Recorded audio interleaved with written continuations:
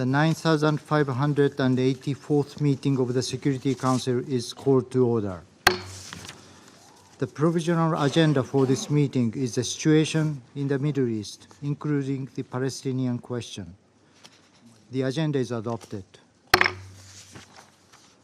In accordance with Rule 37 of the Council's Provisional Rules of Procedure, I invite the representative of Israel to participate in this meeting. It is so decided. The Security Council will now begin its consideration of Item 2 of the agenda. Members of the Council have before them document S/2024/239, the text of the draft resolution submitted by the United States of America. The Council is ready to proceed to the vote on the draft resolution before it. I now give the floor to those members of the Council who wish to make statements before the vote. I give the floor to the representative of the United States. Thank you, Mr. President. Colleagues, for all the stories that have been written about divisions in this Council, and there are many real divisions, I believe most of us share many of the same goals. First and foremost, we want to see an immediate and sustained ceasefire as part of a deal that leads to the release of all hostages being held by Hamas and other groups, and that will allow much more life-saving humanitarian aid to get into Gaza. Of course, we can't just want that to happen. We have to make that happen. We have to do the hard work of diplomacy. I know you've heard me say that a lot, and that's because it's the truth. A Security Council resolution means much less if it is not actually made real on the ground. That's why the United States, Egypt, and Qatar are working around the clock in the region to secure an immediate and sustained ceasefire as part of a deal that leads to the release of all hostages being held by Hamas and other groups that will help us address the dire humanitarian crisis in Gaza. We believe we're close. We're not there yet, unfortunately. And this moment is one where the Security Council has a critical role to play. By adopting the resolution before us, we can put pressure on Hamas to accept the deal on the table. Colleagues, you don't need me to tell you that every day without a deal, meaning every day without a ceasefire, leads to more needless suffering. For more than 100 hostages, including a 1-year-old child being held in captivity by Hamas and other groups, for innocent Palestinians in Gaza who have been displaced, who are starving, who desperately need peace. For Israelis who have continued to face missile attacks from Hamas, a terrorist group that set this conflict into motion on October 7th. Every day without a deal means more needless suffering. This resolution will move us closer to securing that deal and help us alleviate that suffering. And I urge all Council members to vote yes, to vote for a resolution that at long last condemns Hamas for its horrific terrorist attacks and sexual violence, that makes clear that all civilians, Palestinians and Israelis, should be able to live without fear of violence, that demands the protection of civilians in Gaza, and stresses that a major ground offensive in Rafah poses a grave threat to civilians, even as we still work toward eliminating Hamas from all parts of Gaza. That calls on Israel to eliminate all barriers and restrictions to humanitarian aid, especially as the threat of famine looms large in northern Gaza. That condemns calls to resettle Gaza and makes clear that the Palestinian Authority should have ultimate authority over Gaza, and that reiterates this Council's support for a two-state solution. This is a strong resolution. It's the byproduct of exhaustive, inclusive negotiations. It reflects the consensus of this council, and it does more than just call for a ceasefire. It helps to make a ceasefire possible.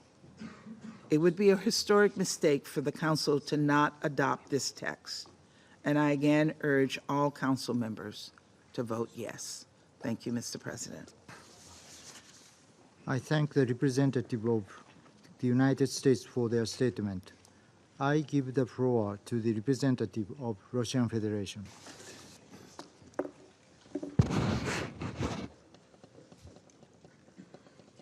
Господин председатель, Совет Безопасности ООН уже на протяжении полугода не может принять документ с требованием о прекращении огня в Газе. Все попытки раз за разом разбивались о противодействии США, которые 4 раза хладнокровно применяли в этом зале право вето. За это время мы услышали от американских коллег много разных оправданий. То они говорили, что добиваться прекращения огня преждевременно, так как надо дать пространство для контртеррористических усилий Израиля, то требовали, чтобы Совет не мешал эффективной дипломатии Вашингтона на земле, цитата, то призывали подождать наступления Рамадана, когда, мол, точно будет достигнута договоренность о прекращении насилия. Теперь, спустя полгода, когда Газу практически сравняли с землей, представитель Соединенных Штатов, не моргнув глазом, заявляет, что Вашингтон наконец начинает осознавать необходимость прекращения огня. Этот неторопливый мыслительный процесс Вашингтона стоил жизни 32 тысячам мирных палестинцев, 2/3 из которых женщины и дети. И даже теперь мы наблюдаем типичный лицемерный спектакль, когда в обертке прекращения огня Соединенные Штаты пытаются продать членам Совета Безопасности и всему международному сообществу нечто иное, а именно размытую формулировку про определение императива прекращения огня. Такие философские пассажи про нравственные императивы органично смотрятся в трудах Иммануила Канта. Но для спасения жизни мирных палестинцев их недостаточно. И это совершенно не то, что предполагает мандат Совета Безопасности ООН, который наделен уникальным инструментарием требовать прекращения огня, а в случае необходимости принудить к его соблюдению. Госсекретарь Блинкен в ходе официального интервью в Джидде от 20 марта корреспонденту Аль-Хаддах заявил, цитирую, "Well, in fact, we actually have a resolution that we put forward right now, that's before the UN Security Council, that does call for an immediate ceasefire tied to the release of hostages, and we hope very much that countries will support that." Однако в тексте американского проекта, поставленном сегодня на голосование, такого призыва нет. Получается, что либо постоянный представитель Соединенных Штатов при ООН, либо госсекретарь Соединенных Штатов умышленно вводят международное сообщество в заблуждение. Уважаемые коллеги, с самого начала было очевидно, что переговоры, которые американские коллеги ведут по этому проекту, нацелены лишь на то, чтобы оттянуть время. Все наши комментарии и красные линии раз за разом игнорировались, как и предложения ряда других делегаций. Это был какой-то разговор с пустотой, а не нормальная работа над документом. Американский продукт – это насквозь политизированный документ, единственная цель которого – подыграть на предвыборной волне настроением избирателей, подкинув им кость в виде хоть какого-то упоминания прекращения огня, так называемого прекращения огня в Газе, застолбить политические установки США в регионе через навешивание террористических ярлыков и обеспечить безнаказанность Израиля, преступным действиям которого в проекте даже не дается оценки. Хочу обратить внимание и на то, что в американском проекте содержится фактически зеленый свет Израилю на проведение военной операции в Рафахе. По крайней мере, авторы постарались сделать так, чтобы ничто в их проекте не препятствовало Западному Иерусалиму закончить кровавую зачистку юга сектора Газа. Чего, собственно, и добивается Вашингтон. Мы уже говорили, что больше не пропустим бессмысленных резолюций, не содержащих требований прекращения огня и ведущих нас в никуда. Этот проект не должен пройти большинством, голосами большинства членов Совета, чтобы послать сигнал о неприемлемости даже не паллиативных, а лукавых конструкций Вашингтона. Для нас будет крайне странным увидеть, если те члены Совета, а их большинство, которые понимают это и убеждали нас в дефектности американского проекта, сейчас поднимут руку в его пользу.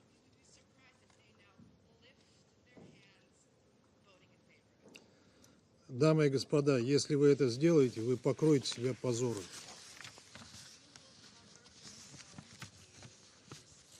Задумайтесь еще раз, как вы будете выглядеть в глазах населения Ближнего Востока, своих собственных стран, если поддержите это лицемерное начинание, призванное дезориентировать международное сообщество и, по сути, подорвать авторитет Совета, сделав так, чтобы он гарантированно не мог повлиять на ситуацию на Земле, не смог повлиять на ситуацию на Земле и не мешался под ногами у Белого дома. Готовы ли вы подыграть ему в этом неприглядном спектакле? Россия этого делать не будет. Как постоянный член Совета Безопасности и один из основателей ООН мы осознаем глобальную историческую ответственность за поддержание международного мира и безопасности и не можем допустить, чтобы Совет стал инструментом деструктивной политики Вашингтона на Ближнем Востоке. Если бы эта резолюция была принята, это бы окончательно закрыло дискуссию по необходимости прекращения огня в Газе, развязало бы руки Израилю и приговорило бы Газу и все ее населению к уничтожению или изгнанию.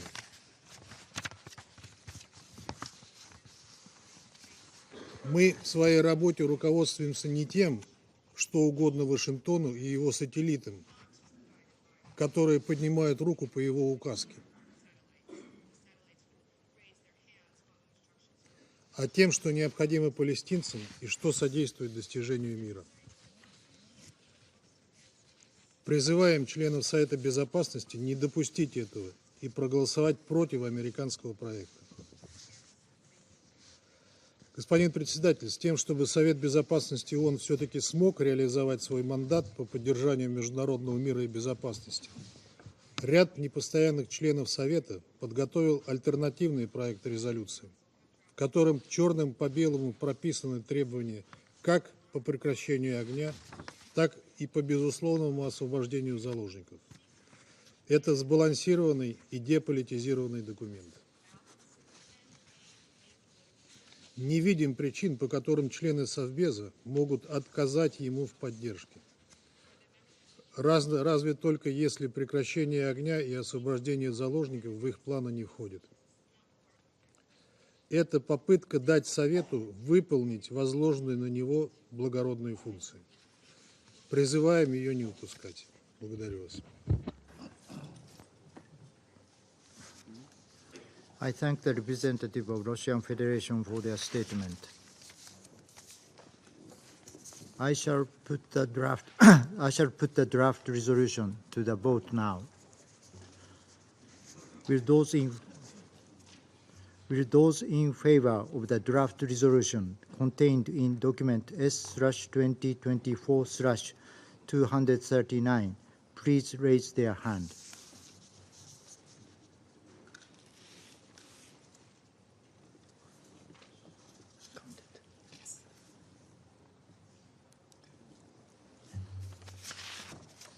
Those against?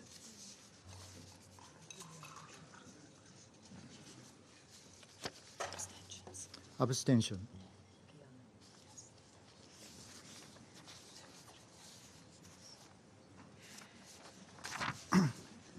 The result of the voting is as follows: 11 votes in favor, 3 votes against, 1 abstention.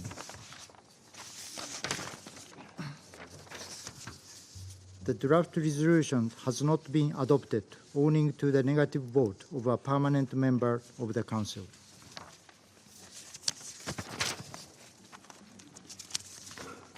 I now give the floor to those members of the Council who wish to make statements after the vote.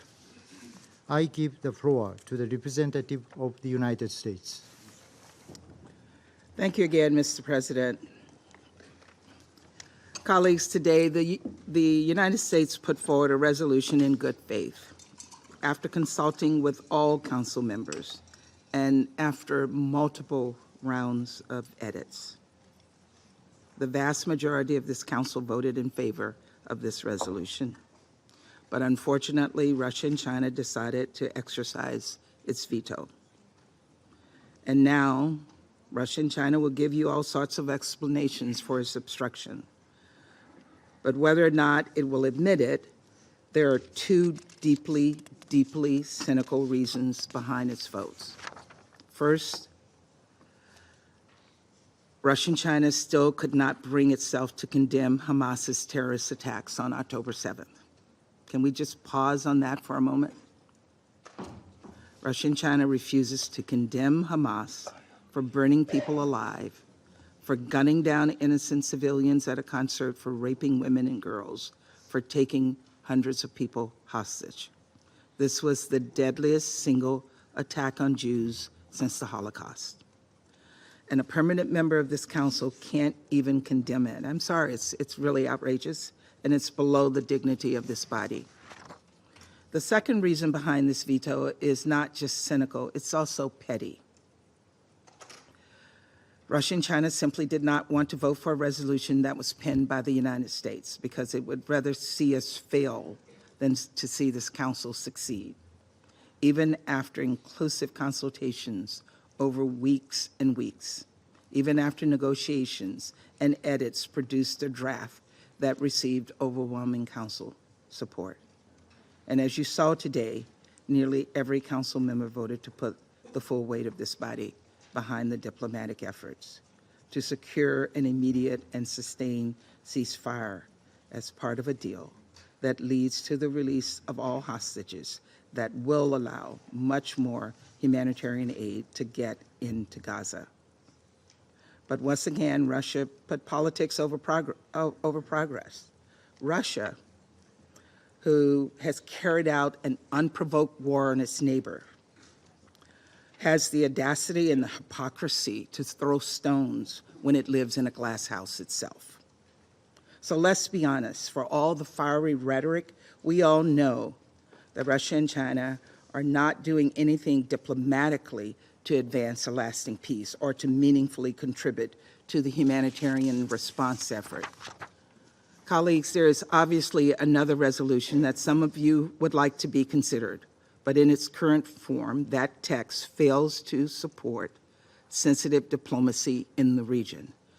Worse, it could actually give Hamas an excuse to walk away from the deal on the table. All of us want to see this Council speak out, but we should not move forward with any resolution that jeopardizes the ongoing negotiations. And these are not just negotiations that are being carried out by the United States. Others in the region, Qatar and Egypt, are engaged on these negotiations. So if that alternative resolution comes up for a vote and does not support the diplomacy happening on the ground, we may once again find this Council deadlocked.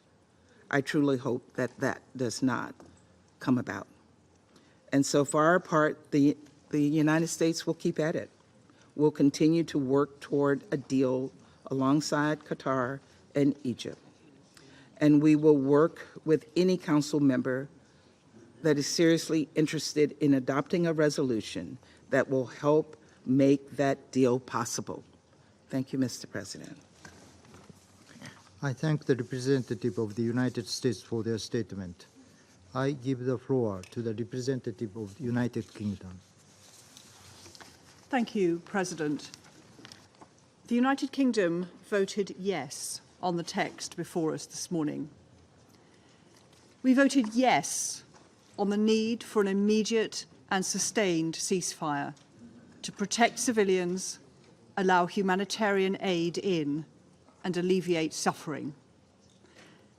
We voted yes on the call for an international humanitarian law to be upheld, for the release of hostages, to reject forced displacement, and to urge against a ground offensive into Rafah. President, Palestinians are facing a devastating and growing humanitarian crisis, which will not improve until more aid can get in to Gaza. So we are deeply disappointed that Russia and China were unable to support this Council to clearly and unequivocally state the need for an immediate and sustained ceasefire to that end. Through this resolution, the Security Council would have, rightly and for the first time, unequivocally condemned Hamas terrorist attacks. We're disappointed that the Council was not able to send this important message due to the vetoes cast by Russia and China. We welcome the patient and constructive consultation by the United States on this text. For our part, we will continue to do everything we can to get aid into Gaza as quickly as possible by land, sea, and air.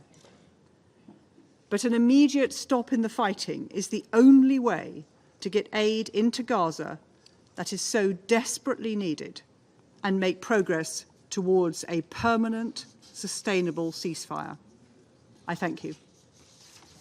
I thank the representative of the United Kingdom for their statement. I give the floor to the representative of Algeria. Thank you, Mr. President. I address to you today not only as representative of Algeria, but also as a representative of the whole Arab world.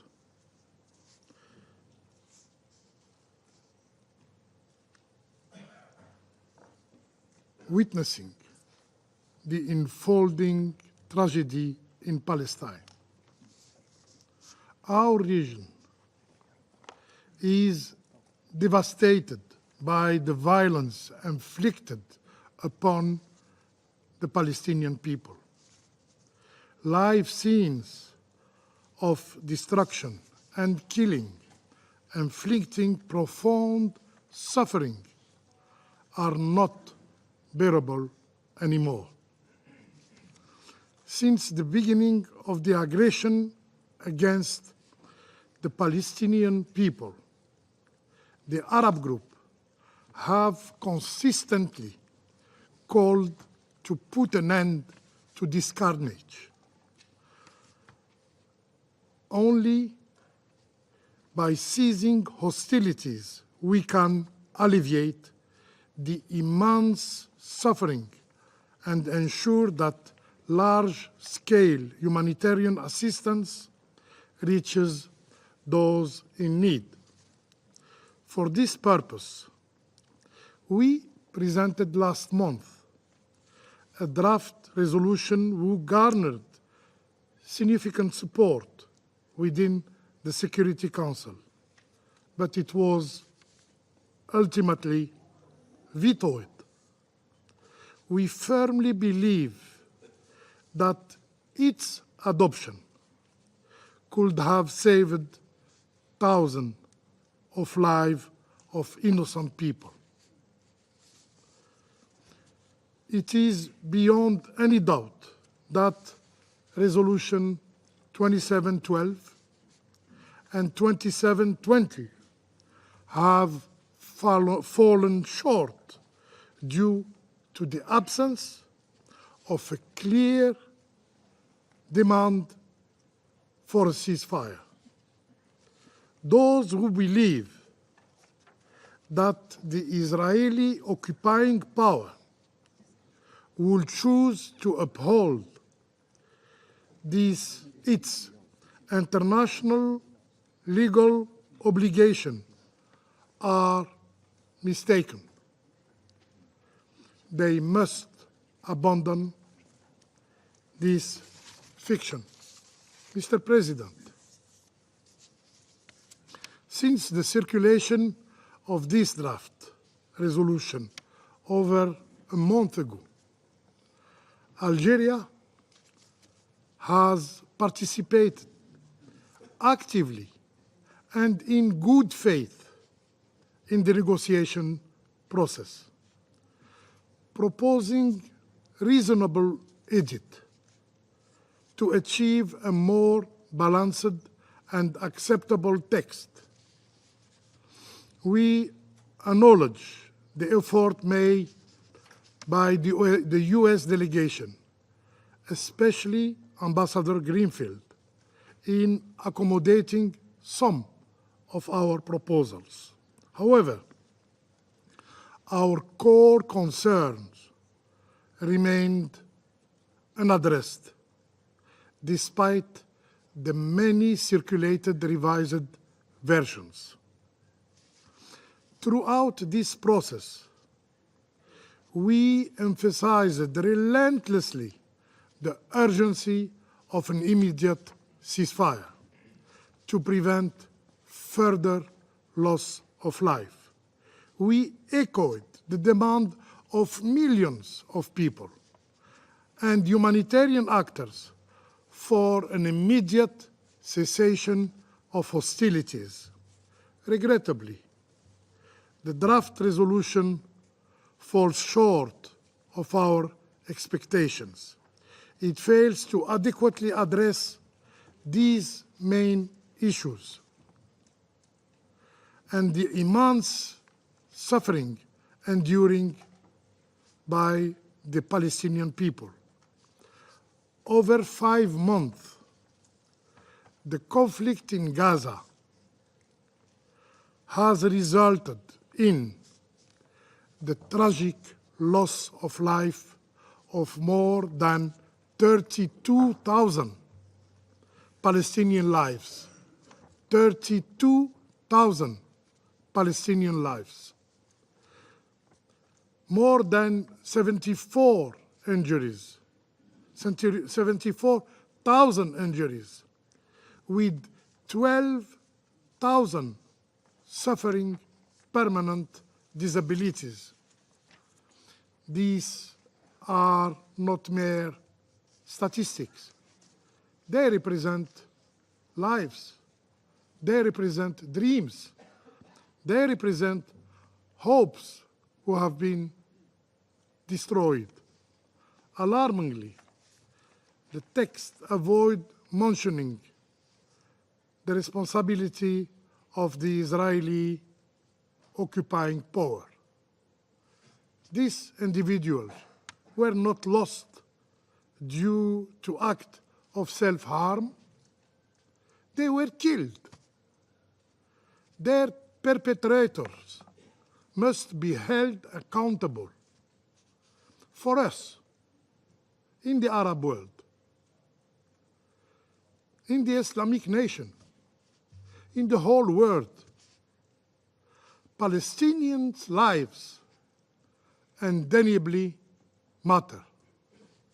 Mr. President, the text presented today does not convey a clear message of peace. It tacitly allows for continuing civilian casualties and lack clear safeguard to prevent further escalation. It is a laissez-passer to continuing killing the Palestinian civilian. The emphasis on measures, I quote, on measures to reduce civilian harm from ongoing and future operation implies a license for continuing bloodshed. In this context, we are particularly concerned about a potential military operation in Rafah. Such a military operation would have devastating consequences. Algeria, along with other regional countries, has actively pursued reconciliation between Palestinian factions because we trust that a united Palestine is essential for its future and the future of the peace process. We believe that specific provision within the draft resolution jeopardize the future of the Palestinian state and hinder ongoing reconciliation efforts. Building a Palestinian state requires the collective effort of all its citizens.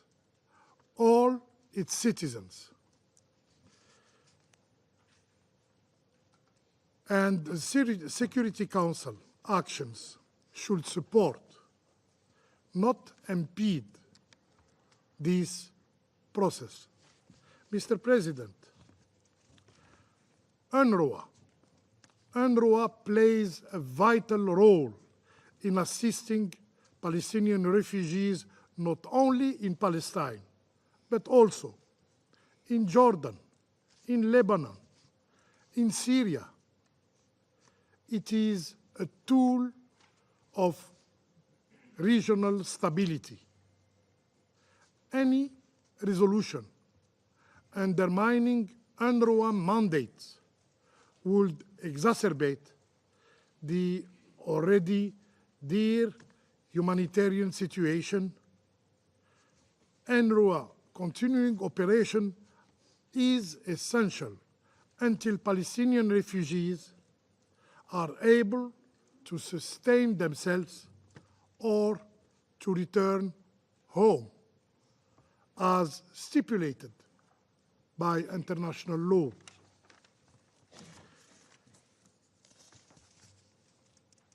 Mr. President, while supporting parallel efforts to end the bloodshed, this should not prevent the Council from demanding a ceasefire, a clear ceasefire to alleviate the Palestinian suffering. The Security Council duty is, by the Charter, to maintain international peace and security.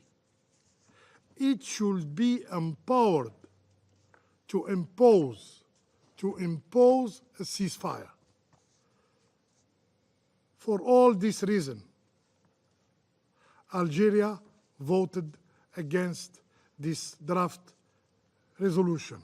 Mr. President, we urge all Security Council members to prioritize the immediate cessation of hostilities.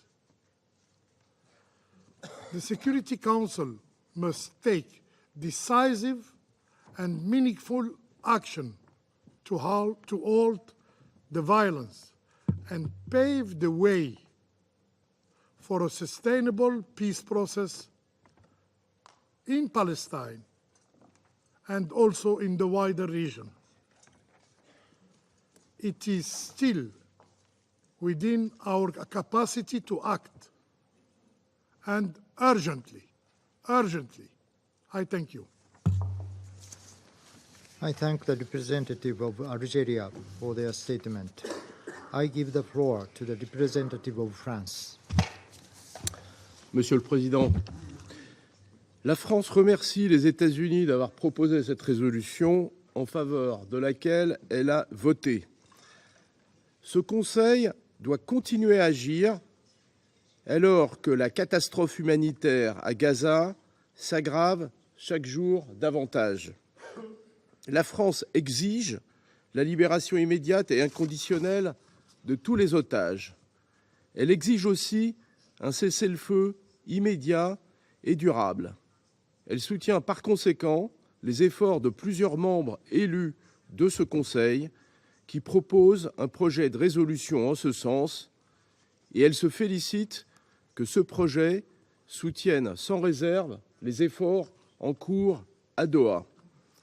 La France soutient et appuie sans réserve ces efforts. Elle demande le respect intégral du droit international et des conventions de Genève. C'est une exigence absolue. La France s'oppose fermement à toute offensive israélienne à Rafah qui ne pourrait qu'aboutir à un désastre humanitaire. Il y a urgence à acheminer massivement l'aide à Gaza. Il est impératif d'ouvrir le port d'Ashdod, une voie terrestre directe depuis la Jordanie et tous les points de passage.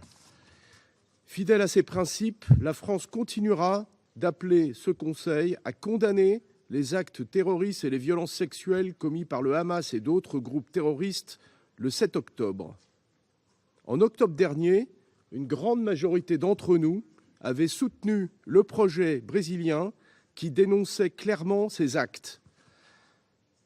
La France rappelle son attachement indéfectible à la sécurité d'Israël et sa solidarité avec le peuple israélien après ces attaques. Celle-ci ne saurait néanmoins justifier les souffrances dont les Palestiniens sont les victimes. La France continuera de s'engager en faveur d'un règlement du conflit israélo-palestinien. Elle rappelle que seule la solution des deux États est à même de répondre aux besoins de sécurité d'Israël ainsi qu'aux aspirations légitimes des Palestiniens à un État. Il est du devoir de ce Conseil de le rappeler, et c'est pourquoi la France prendra ses responsabilités et va proposer une initiative au Conseil de sécurité. Je vous remercie. I thank the representative of France for their statement. I give the floor to the representative of Republic of Korea.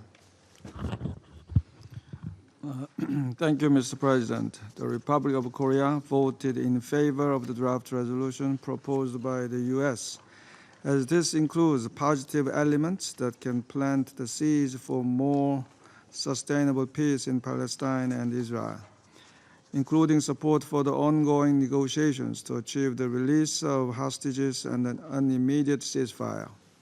The Republic of Korea reaffirms its firm position, calling for an immediate humanitarian ceasefire, objecting to any ground operation in Rafah, and stressing the importance of the protection of civilians. Thus, we note with appreciation that the draft resolution made it clear that an immediate and sustained ceasefire is imperative to protect civilians and alleviate humanitarian suffering, and we compliment the efforts by the U.S. government to incorporate comments from the Council members.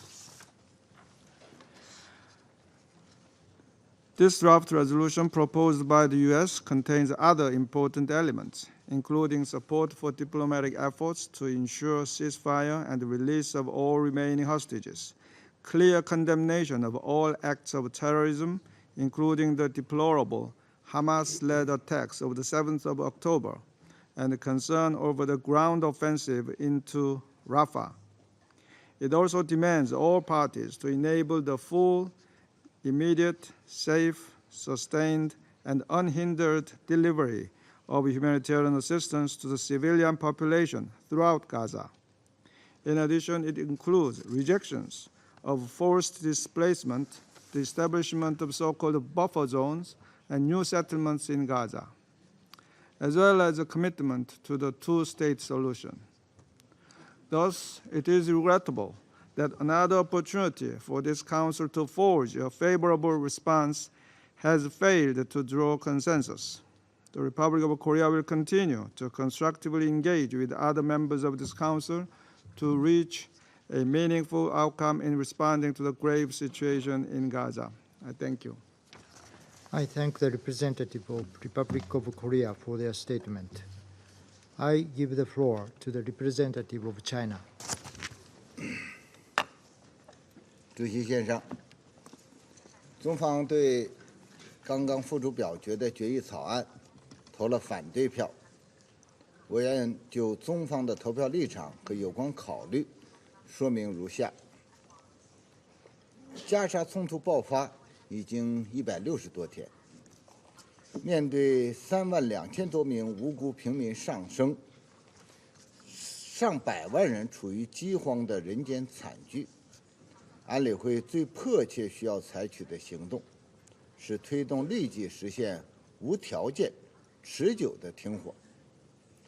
这是国际社会的普遍呼声，是紧急特别人大几个月前就做出的决定，也是联合国秘书长援引宪章第99条向安理会提出的郑重呼吁。安理会在这方面已经拖得太久，浪费了太多时间。我们都记得，美国在2月20日否决安理会常任理事国集体磋商形成的安理会成员关于立即停火的压倒性共识后，提出了自己的决议草案。过去1个月里，草案几经修改，包含了一些回应国际社会有关切的要素，但在最核心的停火问题上，始终回避躲闪。最后的案文仍然含混其辞，没有要求立即停火，甚至没有给出短期内实现停火的答案。这显然偏离了安理会成员已有共识，同国际社会的期待存在巨大落差。立即停火是拯救生命、扩大人道准入、防止更大冲突的基本前提。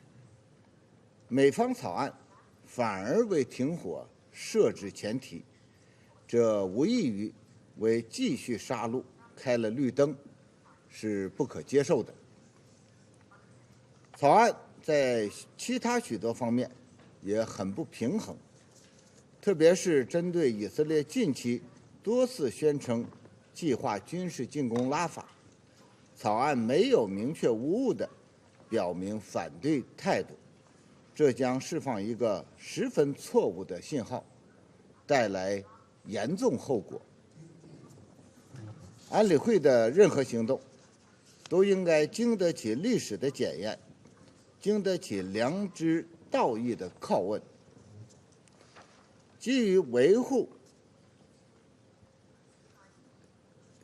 对维护公理正义、维护联合国宪章宗旨原则和安理会尊严的负责任态度，同时也基于阿拉伯国家对这份草案的关切和强烈不满，中国同阿尔及利亚、俄罗斯一道投了反对票。主席先生，目前摆在安理会成员面前的还有一份非常任理事国集体磋商形成的决议草案。这项草案在实现停火问题上态度鲜明，符合安理会行动的正确方向，具有现实意义，中方对此表示支持。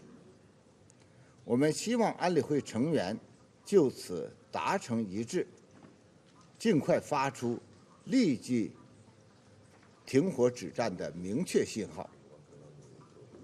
同其他成员一样，中方从一开始就呼吁立即释放全部人质，这也是安理会第2712号、2720号决议一再重申的要求。我们欢迎埃及、卡塔尔等国家为此开展的斡旋努力，希望所有被扣押人员早日获释。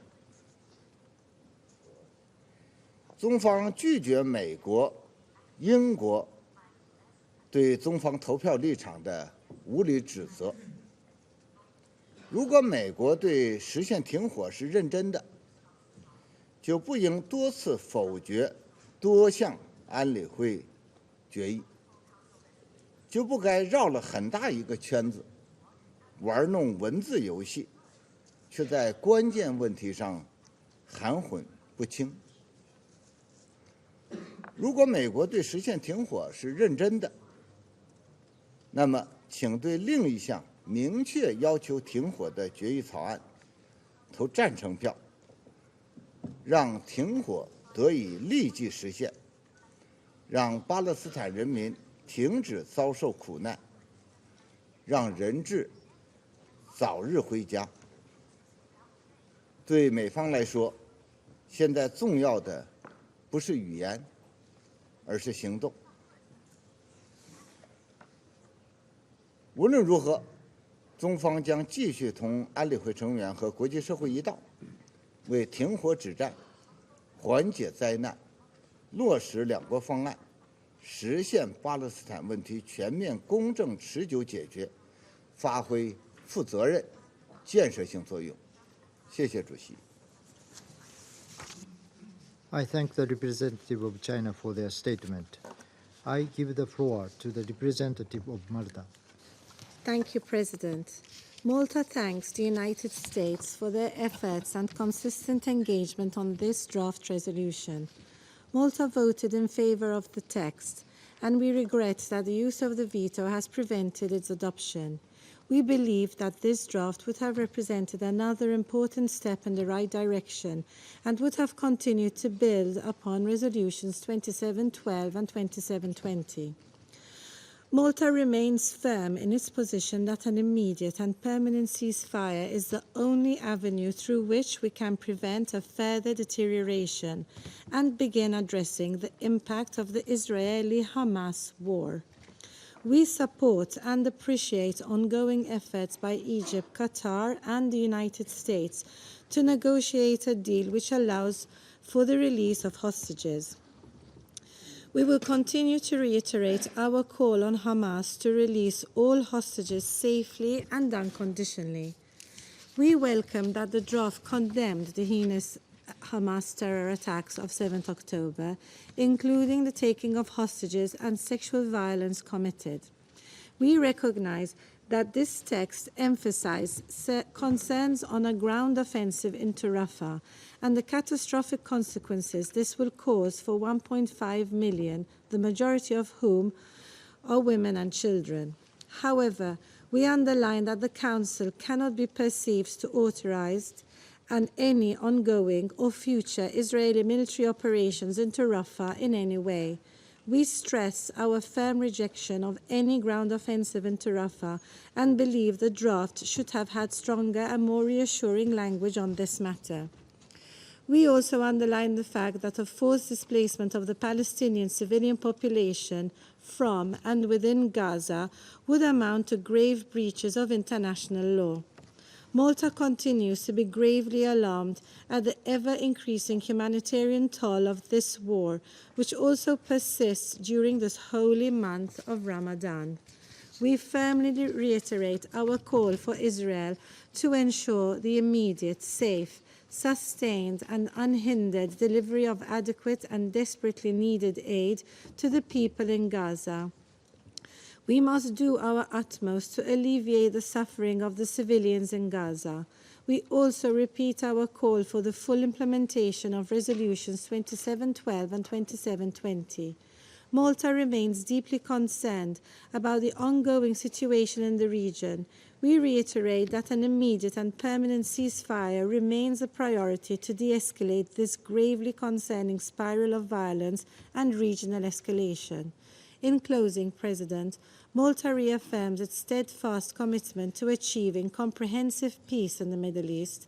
This demands a two-state solution where Israel and Palestine, as two democratic states, peacefully coexist side by side within secure and recognized borders in line with the relevant Security Council resolutions and internationally agreed parameters. Thank you.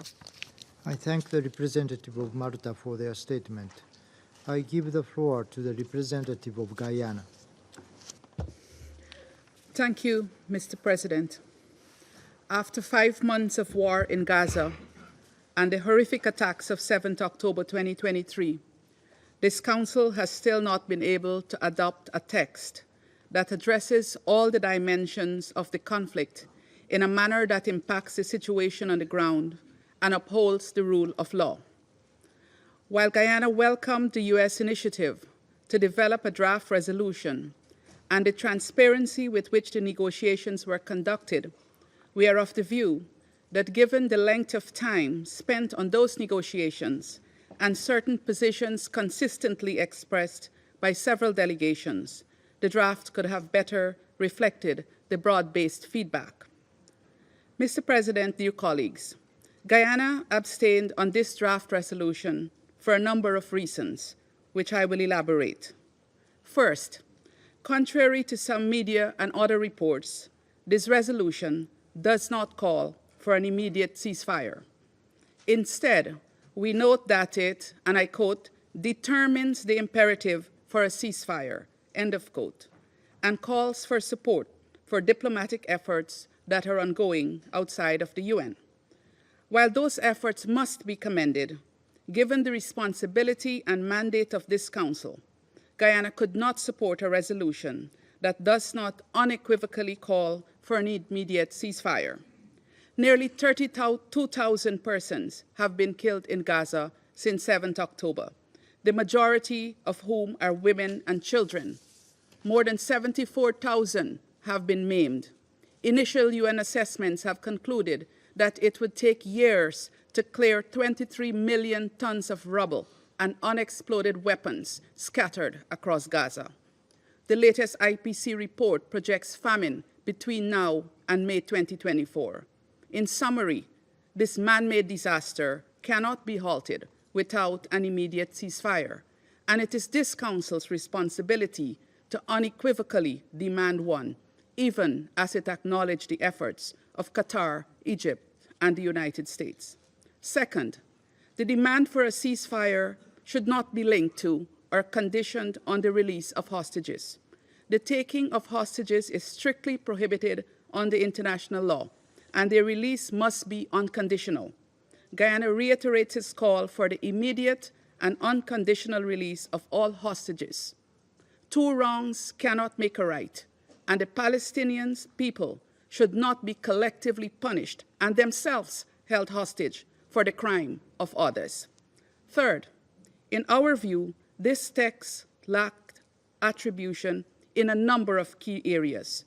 While the draft includes the condemnation of Hamas for the October 7th attacks and demands they immediately grant humanitarian access to the hostages, and rightfully so, there is no attribution or demands to the Israeli authorities for what is taking place in Gaza.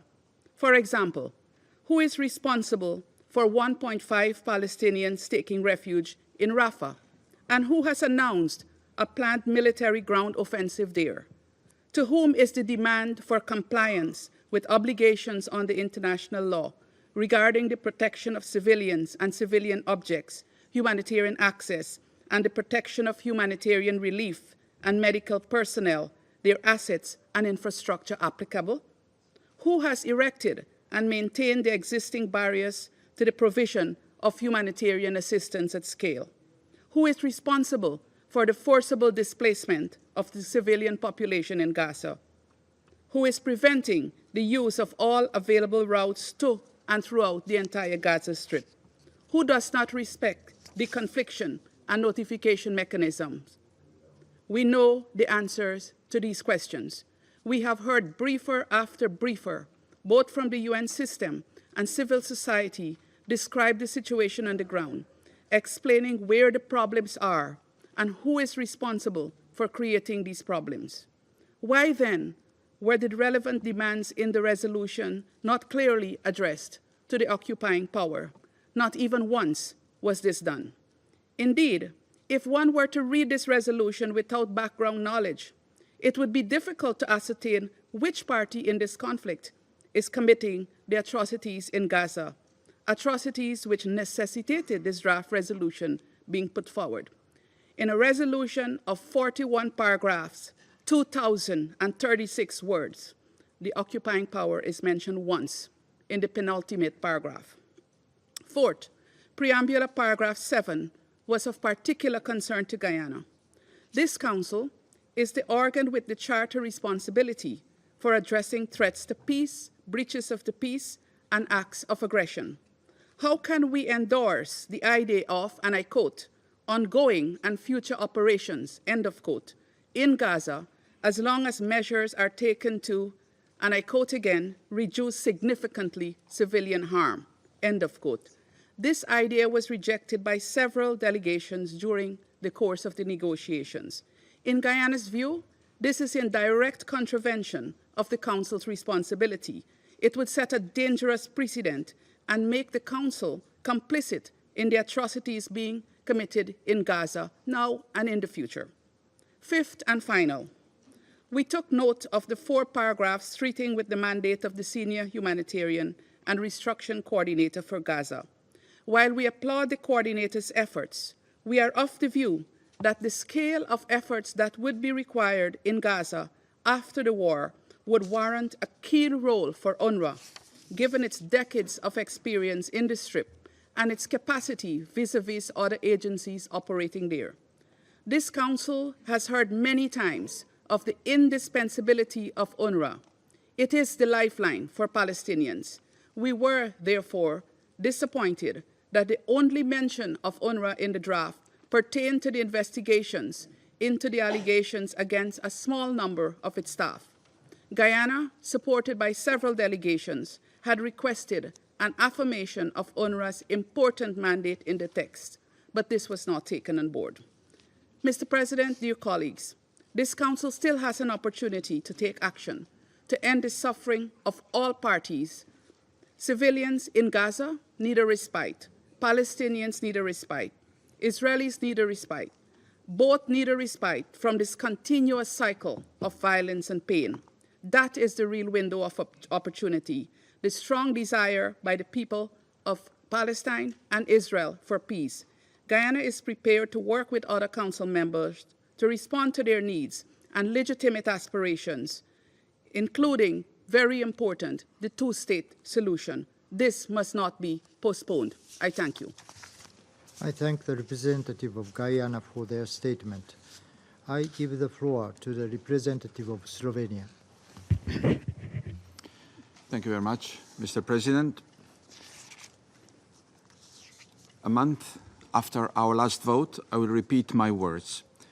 We voted for the resolution because the killing and starving of civilians in Gaza must stop, and the suffering of hostages and their families must end. We voted in favor of the resolution because we believe it is imperative for the Security Council to send a clear message that the situation in Gaza is unacceptable. We deeply regret the use of the veto by the Russian Federation and China. We thank the United States for their efforts on this draft resolution. The draft offered the Council an opportunity to follow up on several harrowing briefings that we have received in the last month. The resolution didn't include all of the elements that we would have wanted to see in the text.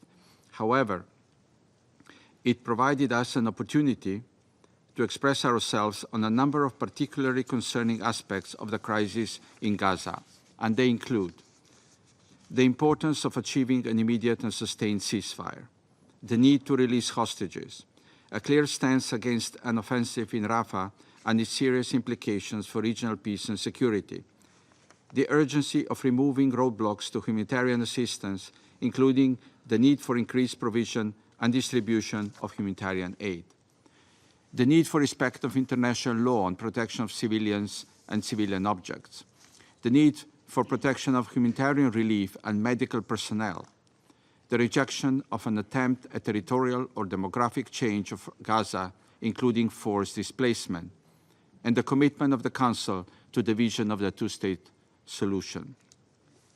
Many of these elements have been extensively elaborated during our numerous meetings and briefings on Gaza. As emphasized on those occasions, we believe in the complementarity of all efforts, bilateral, regional, and those of the Council. We therefore once again thank the leaders of Egypt, Qatar, and the United States for their efforts in securing a deal on the ground. Slovenia is of the view that a strong signal of support from the Council to the negotiations on the ground could provide an important impetus to the process and bring us closer to lasting peace. We continue condemning the terrorist attack of Hamas on 7 October and call for the immediate and unconditional release of hostages. Hamas did set this in motion, but it didn't have to end with over 32,000 killed Palestinians, the rest of them starving, and the massive violations of international humanitarian law. War, with all its tragic consequences, is a choice, not necessity. We underscore the need for accountability and adherence to international law. And we would like to once again express our deep concern over the statements of Israeli officials regarding resettlement of the people of Gaza and reject a possible ground invasion in Rafah. We regret the Council was once again unable to send a clear signal on the need for this conflict to end, in order to then continue its work on the political solution and the vision of the two-state solution. We reiterate our call for full respect of international law, including international humanitarian law and human rights law, of the provisional measures of the International Court of Justice and resolutions 2712 and 2720. The Council needs to demonstrate leadership in pursuit of peace. Slovenia will continue its engagement with all Council members to find a united voice from the Council. For Slovenian, Palestinian lives matter. For us, Israeli lives matter. This conflict must end. Thank you. I thank the representative of Slovenia for their statement. I give the floor to the representative of Switzerland. Merci, Monsieur le Président. La Suisse a voté en faveur du projet de résolution présenté par les États-Unis d'Amérique et regrette qu'il n'ait pas été adopté en raison du veto de 2 membres permanents du Conseil de sécurité. À la lumière de la souffrance intolérable sur le terrain, il aurait été nécessaire que le Conseil parvienne à un résultat tangible et envoie un signal de capacité d'action et d'union claire en faveur de la protection des civils. L'ensemble des membres du Conseil ont contribué aux nombreuses consultations du texte mis aux voix aujourd'hui et je remercie les États-Unis de leurs efforts. Jusqu'en dernier ressort, pourtant, la Suisse a plaidé pour rapprocher son contenu de la demande claire et concrète formulée à maintes reprises par une très grande majorité des membres de ce Conseil de mettre en place un cessez-le-feu humanitaire immédiat et sans aucune précondition. Il est grand temps qu'une demande sans équivoque de cessez-le-feu humanitaire immédiat fasse l'objet d'un consensus au sein de ce Conseil. Au vu de la situation humanitaire catastrophique dans laquelle les civils se trouvent à Gaza, à commencer par les enfants et les centaines de milliers de déplacés en proie au bombardement, au risque de famine et d'épidémie, un tel cessez-le-feu demeure une étape prioritaire et urgentissime. La fourniture d'aide humanitaire, dont l'ensemble de la population de Gaza a aujourd'hui besoin, doit pouvoir se réaliser de manière rapide, sûre et sans entrave.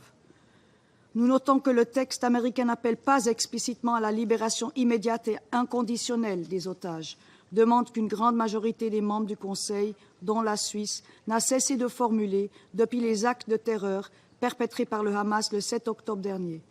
La Suisse salue en revanche la condamnation de ces actes dans le texte. Enfin, la Suisse reste très préoccupée par les conséquences humanitaires des hostilités actuelles. Une large offensive militaire à Rafah aggraverait encore notablement la situation déjà catastrophique de la population civile et établirait un nouvel obstacle majeur à l'acheminement de l'aide humanitaire. Une telle perspective est inacceptable et ne saurait être adoubée par ce Conseil. Aussi, l'échec d'aujourd'hui ne doit en aucun cas être interprété comme un signal lancé aux partis pour poursuivre les hostilités. Pour cette raison, la Suisse reste engagée, y compris avec les membres élus du Conseil de sécurité, pour permettre une action rapide du Conseil. Nous encourageons et remercions aussi tous les efforts de négociation en cours menés par les États-Unis, l'Égypte et le Qatar.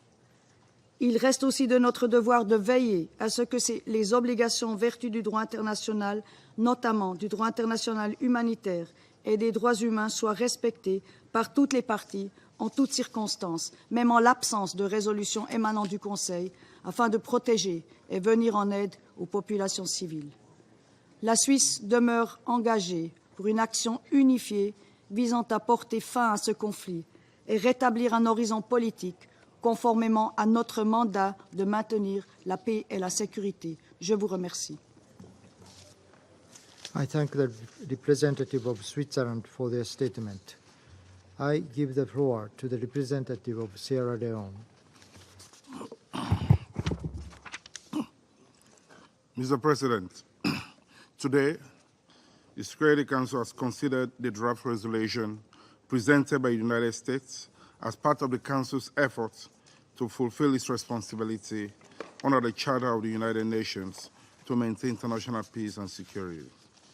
We acknowledge the time and effort dedicated by the United States to ensure we have a resolution that could address the current situation on the ground as it relates to the ongoing hostilities in the Gaza Strip since the attack of 7th October 2023. Despite the serious difficulties we had with some provisions of the text, Sierra Leone voted in favor of the draft resolution to demonstrate commitment to achieving a sustainable cessation of hostilities, even if incremental in approach and dependent on diplomatic negotiations outside of the United Nations. The text placed before the Council by the pen holder did not call for an unambiguous immediate ceasefire and an unconditional release of the hostages. With the unfolding catastrophe, tragic and massive scale of killings and human suffering in Gaza, Sierra Leone has committed to support initiatives that will lead to a ceasefire. Our vote, therefore, was informed by the need to support actions that could lead to an immediate and sustained ceasefire, alleviate human suffering, stop forced displacement of Palestinians, and allow for the delivery of essential humanitarian assistance, including medical supplies, water, food, beddings, and shelter. Our vote is also indicative of the urgent need for all hostages held by Hamas to be immediately released. With our vote, we underscore the urgent need for an expanded and unimpeded humanitarian assistance to civilians in the entire Gaza Strip, especially at this critical moment of acute food insecurity in the Gaza Strip and the imminent risk of famine. As a firm proponent for consistency in complying with international law, Sierra Leone welcomes the call for parties to the conflict to comply with their obligations under international law, including international humanitarian law, with regard to the conduct of hostilities and protection of civilians and civilian objects. While we regret that the current text was not adopted due to the incorporation of elements that could be misinterpreted and which lacks the Council's consensus, this setback notwithstanding, as a Council, we must continue our pursuit of peace. Our quest for a solution to the ongoing catastrophic humanitarian situation is to rescue the 17,000 unaccompanied children in the Gaza Strip, over 1.4 million internally displaced persons, the wounded, women and other vulnerable groups from untimely deaths and untold suffering. Sierra Leone will continue to recognize the key role of UNRWA and all UN humanitarian agencies in providing life-saving assistance to the civilian population and offer our support to the Senior Humanitarian and Reconstruction Coordinator for Gaza. When the guns are silent and we are at the critical point, it's our firm view that the people of Palestine should be given the liberty to determine their political status and future. We emphasize that all engagements regarding reconstruction of the Gaza Strip must be conducted in good faith and with the active participation of the Palestinians. Thank you. I thank the representative of Sierra Leone for their statement. I give the floor to the representative of Ecuador. Gracias, señor presidente. El Ecuador ha votado a favor del proyecto de resolución que acabamos de considerar, pues comparte el sentido de urgencia de que el Consejo actúe ante la catastrófica situación humanitaria de la población civil en Gaza, al borde de la hambruna y el riesgo de la expansión de la violencia a otros lugares, lo que podría acarrear también consecuencias catastróficas. Hemos votado a favor de una resolución que es el fruto de un largo proceso de negociación en el que han participado todos los miembros del Consejo. Es, sobre todo, una resolución en la que el Consejo no solo determina que es necesario un cese al fuego inmediato, sino que contiene otros elementos de gran importancia, relevancia y urgencia, incluyendo a mediano y largo plazo, con miras a lograr una paz duradera. El texto incluye además una condena explícita a los actos terroristas de Hamas y a la toma de rehenes. El Ecuador reitera la demanda de que estos rehenes sean liberados inmediato e incondicionalmente. Señor presidente, estoy seguro de que cada uno de nosotros, miembros de este Consejo, consideramos que el texto podría ser mejorado, pero también estoy completamente seguro de que no todos coincidiremos en cuál es la parte por mejorar ni en cómo hacerlo. En una situación tan compleja, un texto perfecto para todos es imposible. Señor presidente, el Consejo no debe ser arena de rivalidades geopolíticas. Debe ser un espacio para construir la reconciliación y la paz, en el marco de un mandato claramente establecido en la Carta de las Naciones Unidas. Por eso, una vez más, lamento que no se respete una decisión mayoritaria del Consejo debido al uso del veto. Muchas gracias. I thank the representative of Ecuador for their statement. I shall make a statement in my capacity as the representative of Japan. Over 5 months have passed since Hamas' horrifying acts of terror took place in Israel, which has led to the unfolding of the tragedies the world has been witnessing in Gaza. At least 32,000 Palestinians have been reportedly killed by Israel in Gaza, most of them women and children. Famine is on the brink, and the looming Israeli military offensive into Rafah only threatens to deepen the humanitarian catastrophe. This should not proceed under any circumstances. Given the gravity of the situation on the ground, Japan voted in favor of this draft resolution. We deeply regret that it failed to be adopted. Japan appreciates the tireless efforts of the United States in consulting with all Council members throughout the negotiation process. Had it been adopted, this resolution could have pushed forward ongoing vigorous diplomatic efforts, in particular the four-party talks, towards an immediate and sustained ceasefire and the release of hostages. We believe that this would be a pragmatic approach to improve the humanitarian situation on the ground. Although we were unable to adopt the resolution, the Council must put pressure on the parties to conclude a deal as soon as possible. Those in Gaza and beyond cannot wait another day. I thank you.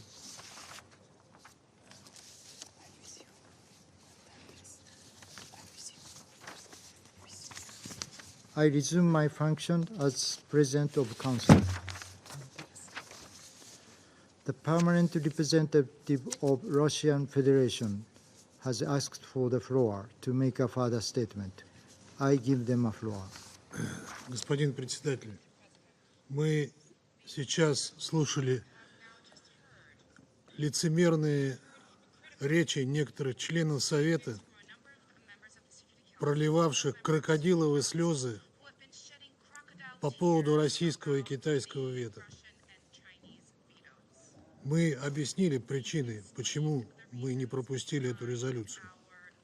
И это вовсе не потому, что ее выдвинула делегация Соединенных Штатов, как сегодня американский постпред нас пытался в этом заверить. Я вам сказал, тем, кто сегодня голосовал здесь, что вы покроете себя позором, проголосовав за американский текст, который был для вас, включая тех, кто его сейчас нахваливает, неприемлем. Хотите, я вам скажу, как было дело на самом деле? Об этом нетрудно догадаться, сценарий совсем не сложный.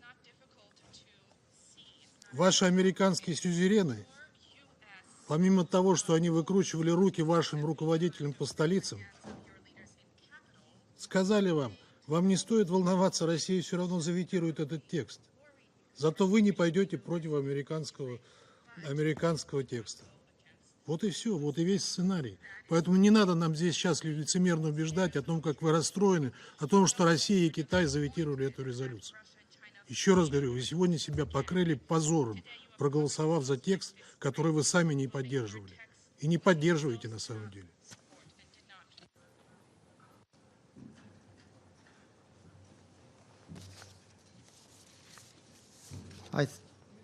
I thank the representative of Russian Federation for their statement. I now give the floor to the representative of Israel. Thank you, Mr. President. Mr. President, I would like to begin by expressing my gratitude to the United States of America. The United Nations was established in the wake of the Holocaust to prevent such atrocities from happening again. Ambassador Thomas Greenfield, thank you for defending these values. Your determination to condemn the Hamas monsters and your conviction that the release of the hostages is not something that can be postponed shows true moral clarity. The American resolution, should it have passed, would have marked a moment of morality for the UN, a place where good is evil and justice is injustice.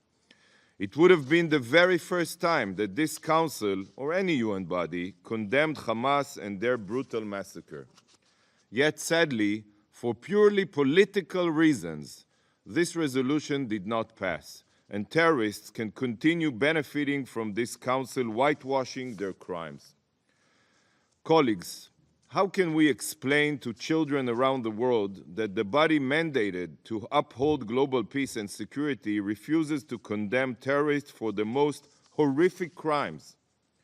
The Council's decision to not condemn Hamas is a stain that will never be forgotten. Colleagues, as Israel defends its very future against those that seek our annihilation, all UN bodies have dedicated their discussions only to the situation in Gaza and the civilian casualties. Numbers supplied by the terrorists are thrown around and quoted as if they are word of God. Yet, in essence, these numbers are merely the lies of Hamas that the UN is so quick to parrot. The time has come to put an end to this myth. Hamas knows that they cannot defeat Israel militarily. Their goal is to annihilate Israel, and their strategy is to terrorize our civilians while weaponizing the international community to tie our hands in order to ensure their survival. And how do they do it? They use Gazans as human shields in an effort to maximize civilian casualties, knowing that it will lead this council to pressure Israel into ending the military operation. Remember, please remember, for Israel, every civilian death is a tragedy. For Hamas, civilian deaths are a strategy. And sadly, you are playing into Hamas's strategy exactly as they predicted. Israel is a law-abiding democracy. We take every effort to minimize collateral damage. Israel has gone above and beyond to ensure the safety of civilians. We drop warning leaflets, make tens of thousands of phone calls, and provide Gazans with military maps detailing safe corridors. Israel has taken steps that no other military in any other conflict has ever taken, all in order to mitigate civilian casualties. Hamas, on the other hand, built For years, hundreds of miles of terror tunnels in which terrorists hide and our hostages are held. Why do they do it? Hamas does exactly this in order to exploit Gazan civilians as human shields and to increase the death toll. For Hamas, more murdered civilians is key to their survival. It's their path towards a ceasefire that will keep them in power. So ask yourself if you're not helping them with their strategy. So Hamas, through the Gaza Ministry of Health that it controls, provides false statistics, which are then parroted around the globe, promoting the lies of terrorists. By merely only looking at the Hamas numbers, it is crystal clear that they cannot represent reality. A statistics professor from Wharton Business School recently released an analysis of the Gaza Ministry of Health numbers proving that not only are they distorted, but they are also inflated. They have no possible basis in reality.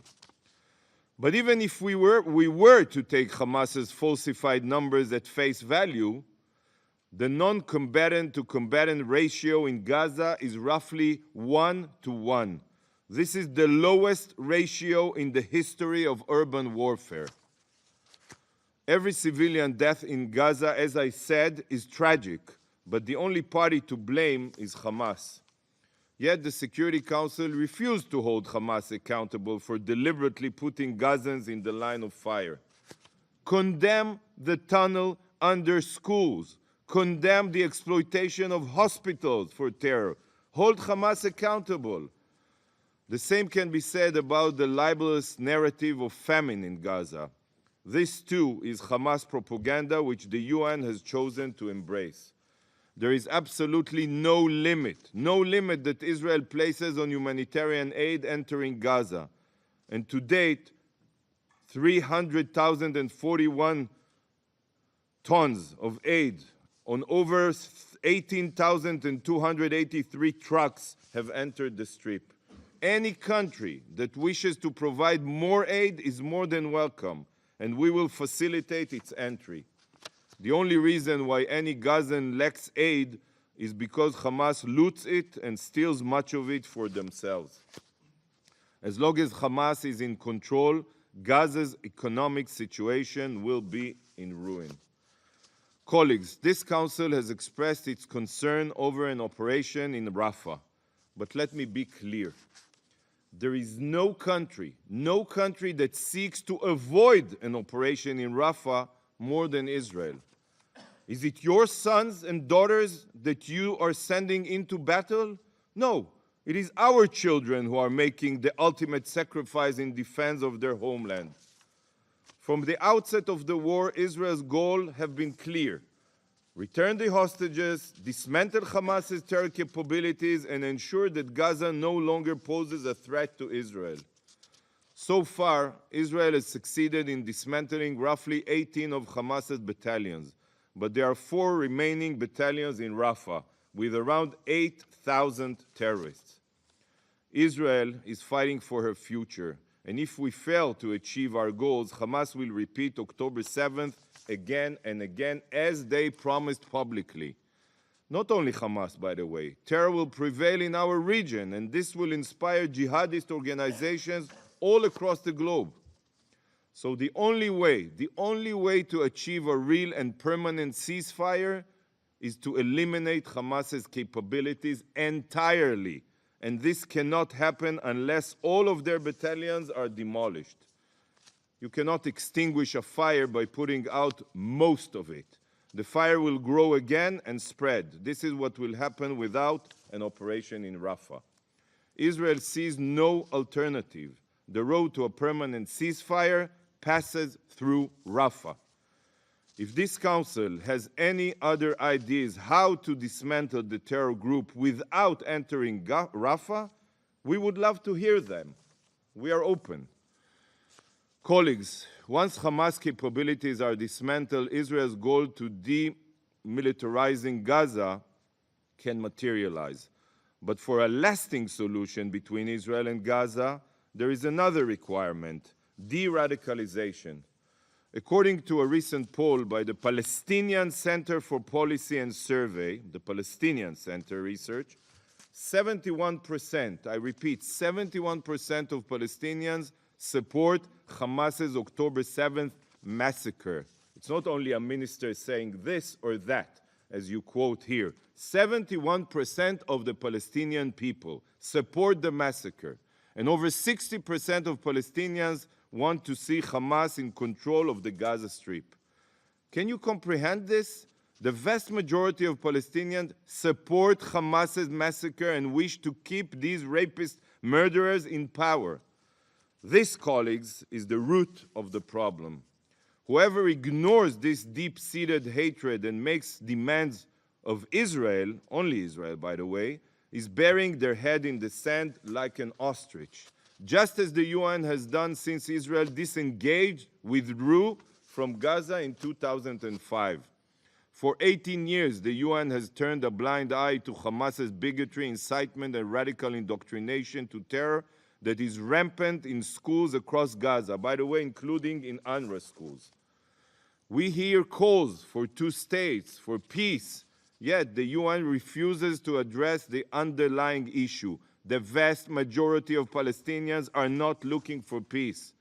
What is most important to them is Israel's annihilation at any cost. This is why de-radicalization is key. By making one-sided demands of Israel without making any demands of the Palestinians to end their culture of hate and incitement, a long-term solution will never be possible. Demand that the Palestinian Authority combat terror. Demand that they end incitement. Demand that they stop paying salaries to terrorists. Demand that they de-radicalize the people.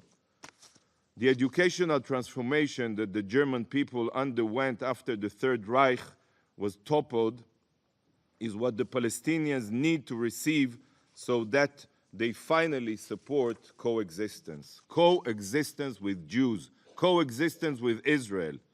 That's how we educate our kids. Mr. President, the war may be in Gaza, but this war extends much, much further than our battle against Hamas. The true puppet master directing Hamas, Hezbollah, the Houthis, all of them to attack us and their militias is, as you all well know, is Iran. Iran is the architect of instability, and its ambitions of world domination must be stopped. The Ayatollah regime is determined to wipe Israel off the map, and they are not ashamed to say it publicly. Tomorrow, dear colleagues, the Jewish people will celebrate the holiday of Purim. And this holiday is a very important message to the murderous Ayatollah regime and the rest of the world. 1,500 years ago, in Persia, which is modern-day Iran, the king signed a disastrous decree, a resolution calling to annihilate all the Jews in his empire. Following this catastrophic decision, the Jewish people banded together, and through conviction and faith, they succeeded in reversing this resolution, gaining the right of self-defense.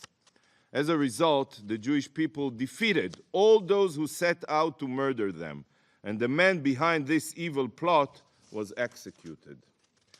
This is the story of Purim, our holiday, and the holiday's slogan is V'nahafochu, and the opposite happened. Those who plotted against the Jewish people had their own schemes turned against them. This is the essence of Jewish history. The very same faith and conviction that the Jews of Persia displayed has been carried with us to this day. This is why we have survived and thrived, despite all of the decrees and racist resolutions against us throughout history. Many have tried to destroy us, but all have failed, because we will never surrender and we will always fight for our existence. Members of this council called for a ceasefire in honor of the Muslim holiday of Ramadan. We respect Ramadan, but Hamas's massacre was carried out on the Jewish holiday of Simchat Torah, the holiday where we mark the completion of the reading of the Old Testament, the Torah. So today, in order of Purim, the request of the Jewish people is that this council takes real and active measures to release all of our hostages. And if we are successful, if the hostages return home and Hamas is dismantled, then just as it says in the Megillah, the text that we read on Purim, ליהודים הייתה אורה ושמחה וששון ויקר. The Jewish people had light and joy, gladness, happiness, and honor for us and all humanity. Thank you, Mr. President.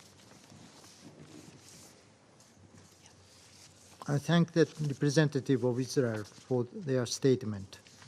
There are no more names inscribed on the list of speakers. The meeting is adjourned.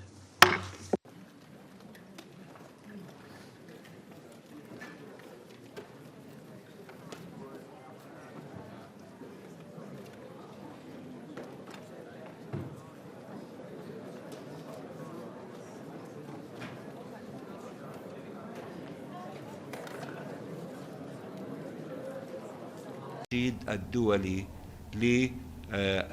لكي يبت مجلس الأمن، ونأمل بالإيجاب برفع التوصية بالموافقة على طلب دولة فلسطين الذي قدم عام 2011 إلى الأمين العام وحول إلى مجلس الأمن كي تصوت الجمعية العامة بأغلبية الثلثين على إدخال فلسطين عضواً كامل العضوية في الأمم المتحدة. هذه بعض المسائل التي نحن منهمكين فيها، وعلى ضوء الفيتو وما سيتمخض عن مجلس الأمن بالنسبة للمشروع الآخر حول وقف إطلاق نار في رمضان، سنحدد الخطوات اللاحقة.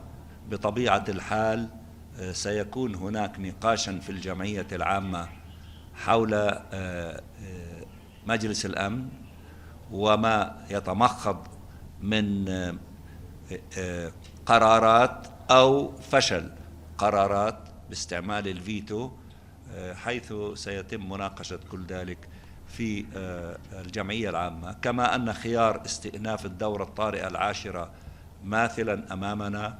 نناقش كل هذه المسائل وسنحيطكم علما أول بأول فيما سنقرر عليه.